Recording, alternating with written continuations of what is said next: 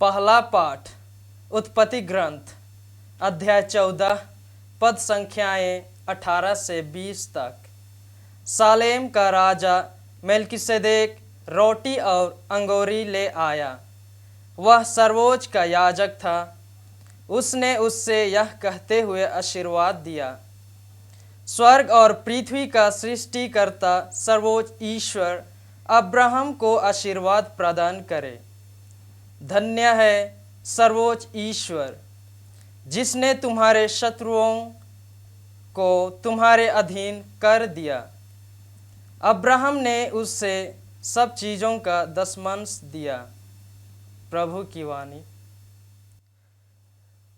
दूसरा पाठ कुरिन्थियों के नाम संत पौलुस का पहला पत्र अध्याय 11 पद संख्याएं 23 से 26 तक। मैंने प्रभु से सुना और आप लोगों को भी यही बताया कि जिस रात प्रभु ईसा पकड़वाए गए, उन्होंने रोटी लेकर धन्यवाद की प्रार्थना पढ़ी और उसे तोड़कर कहा, यह मेरा शरीर है, यह तुम्हारे लिए है, यह मेरी स्मृति में किया करो। इसी प्रकार ब्यारी के बाद उन्होंने प्याला लेकर कहा, यह प्याला मेरे रक्त का नूतन विधान है। जब जब तुम उसमें से पियो तो यह मेरी स्मृति में किया करो। इस प्रकार जब जब आप लोग यह रोटी खाते और यह प्याला पीते हैं तो प्रभु के आने तक उनकी मृत्यु की घोषणा करते हैं। प्रभु की वाणी। संत लूकस के अनुसार पवित्र सुसमाचार। यीशु ने लोगों का स्वागत किया, ईश्वर के राज्य के विषय में उनको शिक्षा दी और बीमारों को अच्छा किया। अब दिन ढलने लगा था। बारहों ने उनके पास आकर कहा, लोगों को विदा कर दीजिए, जिससे वे आसपास के गांवों और बस्तियों में जाकर रहने और खाने का प्रबंध कर सकें। यहाँ तो हम लोग निर्जन स्थान में हैं। यीशु ने उन्हें उत्तर दिया, तुम लोग ही उन्हें खाना दे दो। उन्होंने कहा, हमारे पास तो केवल 5 रोटियां और 2 मछलियां हैं। क्या आप चाहते हैं कि हम स्वयं जाकर उन सब के लिए खाना खरीदें? वहाँ लगभग 5000 पुरुष थे। यीशु ने अपने शिष्यों से कहा, 50-50 करके उन्हें बैठा दो। उन्होंने ऐसा ही किया और सबको बैठा दिया।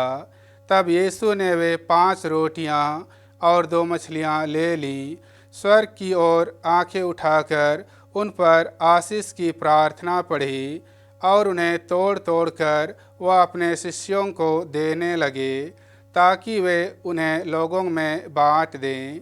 सब ने खाया और खाकर तृप्त हो गए और बचे हुए टुकड़ों से 12 टोकरे भर गए। प्रभु का सुसमाचार। प्रिय भाइयों और बहनों, आज हम पवित्र यूखारिस्त अर्थात प्रभु यीशु के पवित्र शरीर और रक्त के पर्व को मनाते हैं।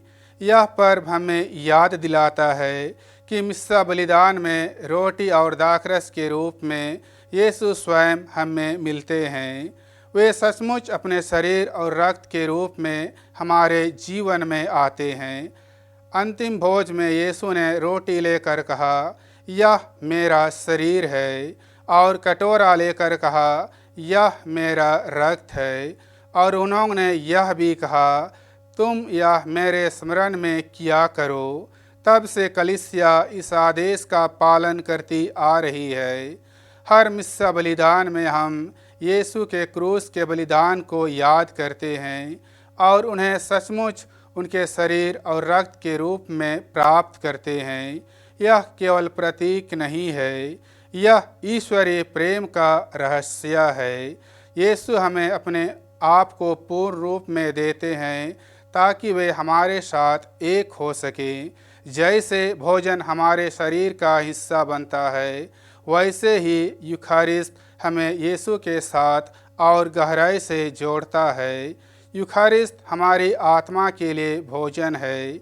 यह हमें शक्ति देता है कि हम कठिनाइयों में भी यीशु के सच्चे शिष्य बने। जब हम पवित्र मन और सच्चे विश्वास से यूखारिस्ट ग्रहण करते हैं तो यीशु हमें अपने प्रेम, शांति और कृपा से भर देते हैं। वह हमारे घावों को चंगा करते हैं और हमें क्षमा करने, दया दिखाने और प्रेम करने की शक्ति देते हैं। यीशु के पवित्र शरीर और लहू का पर्व हमें आराधना के लिए भी आमंत्रित करता है। हम मिस्सा बलिदान के समय और मौन प्रार्थना में यीशु की उपस्थिति का आराधना करते हैं। जब हम यूखारिस्ट में यीशु के सामने समय बिताते हैं तो वह हमें अपने मित्रता में बढ़ाते हैं और हमारे दिल को शुद्ध करते हैं। पवित्र यूखारिस्ट हमारे विश्वास का केंद्र है। यह कोई साधारण रस्म नहीं बल्कि यीशु ख्रिस्त स्वयं हैं जिन्हें हम ग्रहण करते हैं।